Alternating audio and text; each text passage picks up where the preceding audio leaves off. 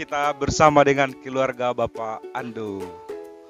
Mereka adalah keluarga Katolik yang sejahtera. Nah, sekarang langsung saja kita mau bertanya tentang apa kira-kira suka duka yang mereka hadapi dalam hidup berkeluarga. Keluarga kami itu kira kurang lebih 20 tahun masih hidup berkeluarga. Ya, anak 3, tentang suka duka. Ya, tentu lebih banyaklah sukanya seperti yang dia bilang tadi. Sukanya lebih dulu, berarti lebih banyak sukanya daripada dukanya. Yang jelas sukanya contohnya bisa jalan-jalan bersama, ya, berdoa bersama, makan bersama, ya, rekreasi bersama. Itu juga merupakan kesukaan yang luar biasa. Nah, untuk melestarikan hubungan berkeluarga yang selalu didasarkan pada kesetiaan, ya. Tapi juga banyak juga dukanya, ya. Contoh, karena kami kerja semua, bapak kerja, ibu kerja, ketika anak masih kecil-kecil, ya anak dititipkan di tempat penitipan. Itu juga menjadi dukanya karena nggak bisa mendidik anak secara yang diharapkan gereja untuk pendidikan anak. Lebih banyak ke orang, dipercayakan ke orang. Ya, itu menjadi yang paling menyedihkan. Tapi walaupun demikian, syukur kepada Allah, sampai hari ini kurang lebih 20 tahun masih dijalani. Ya, tetaplah dilestarikan, dipelihara dengan harapan nanti sampai langgeng lah, sampai sama-sama meninggal, nanti dipisahkan dengan kematian. Luar biasa, sudah 20 tahun ya hidup berkeluarga kira-kira. Ada tambahan dari Ibu? Pertama, saya sangat senang dengan suami saya. Dia pendoa, walaupun saya kurang pendoa, tapi selalu diingatkan kami berkumpul bersama, berdoa, membaca Injil. Saya senang sekali ketika mereka anak-anak ini yang dipercayakan kepada kami, yang disampaikan Bapak tadi ada 3, suka kami selalu berdoa bersama, dan waktu kecil-kecil itu berdoa satu-satu begitu. Nanti ditutup dengan doa-doa inti. Itu kesukaan yang luar biasa yang saya rasakan. Kami berusaha untuk bagaimanalah supaya anak-anak ini bisa sesuai dengan ajaran gereja, bisa ke gereja, dan sekolah minggu, areka, kami tetap mendukung. Inilah keluarga kami. Demikian tadi kita mendengarkan sharing dari salah satu keluarga Katolik yang dimana mereka telah menjalani masa hidup berkeluarga sejak menikah selama 20 tahun dan dikaruniai 3 orang anak. Kita memang telah mengetahui bahwa secara teoritis Gereja Katolik melihat perkawinan itu sebagai salah satu dari 7 sakramen, di mana ketika kita menjalankannya dengan baik, maka itu menjadi sarana atau jalan bagi kita untuk masuk ke dalam kerajaan surga. Maka siapapun saja yang telah menerima sakramen perkawinan dan menghidupinya dengan baik sesuai dengan ajaran Gereja Katolik, maka akan masuk atau memperoleh keselamatan yang dijanjikan oleh Yesus Kristus. Marilah kita melihat hakikat dari perkawinan dalam Gereja Katolik, yaitu satu dan untuk selamanya, tidak terceraikan. Nah, perkawinan dalam Gereja Katolik adalah sifatnya monogami.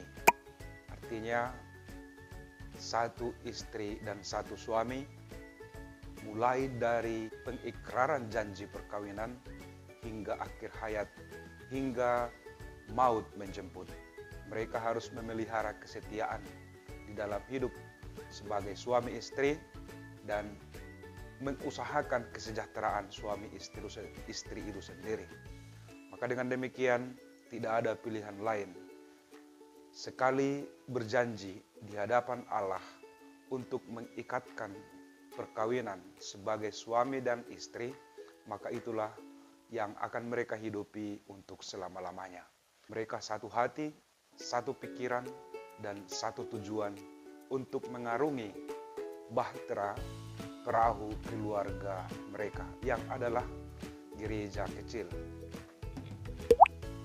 Selain itu, kita juga bisa melihat bahwa perkawinan dalam gereja Katolik itu sungguh luar biasa, di mana kesehatian itu menjadi hal yang sangat ditekankan.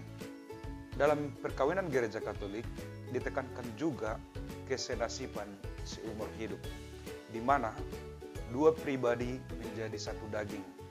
Mereka memberi diri secara total, eksklusif, baik fisik, psikis, hati maupun intelektual.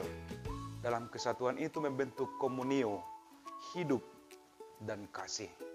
Di dalam komunio, hidup dalam keluarga itu, terjadilah pembelajaran kitab suci, doa, terjadilah pembinaan intelektual, terjadilah penyataan afeksi kasih satu dengan yang lain, antara suami dengan istri, antara suami istri dengan anak-anak mereka. Di dalam keluarga mereka berjuang bersama dalam kesenasiban, baik itu untung maupun malang. Mereka bersatu, mereka bersama-sama merasakan. Bila mereka merasakan sukacita, mereka bersukacita, berbahagia bersama-sama. Bila mereka merasakan duka cita atau malang, penderitaan, mereka secara bersama-sama merasakan penderitaan itu dan secara bersama-sama juga memikirkan bagaimana caranya keluar dari penderitaan itu sendiri. Di dalam perkawinan ini juga kita lihat bahwa para suami istri itu menjaga kasih dengan penuh kesetiaan, menyatakan kasih dengan tulus dan ikhlas kepada pasangan dan kepada anak-anak, dan juga sekaligus mengkomunikasikan kasih itu kepada keluarga secara intern maupun kepada sesama secara ekstern. Maka dengan demikian keluarga menjadi persekutuan kasih, komunio kasih. Perkawinan dalam gereja Katolik juga memiliki ciri hakiki perkawinan, yaitu proprietas. Proprietas di dalamnya kita temukan unitas dan indissolubilitas. Unitas artinya kesatuan, dan indissolubilitas artinya bahwa apa yang telah dipersatukan oleh Allah tidak boleh diceraikan oleh manusia.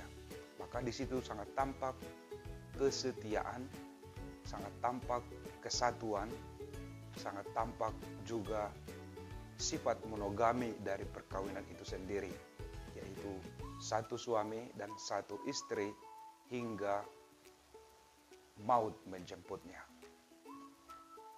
Perkawinan ini diharapkan menjadi sarana, jalan untuk keselamatan setiap orang yang mengikrarkan diri untuk menerima sakramen perkawinan.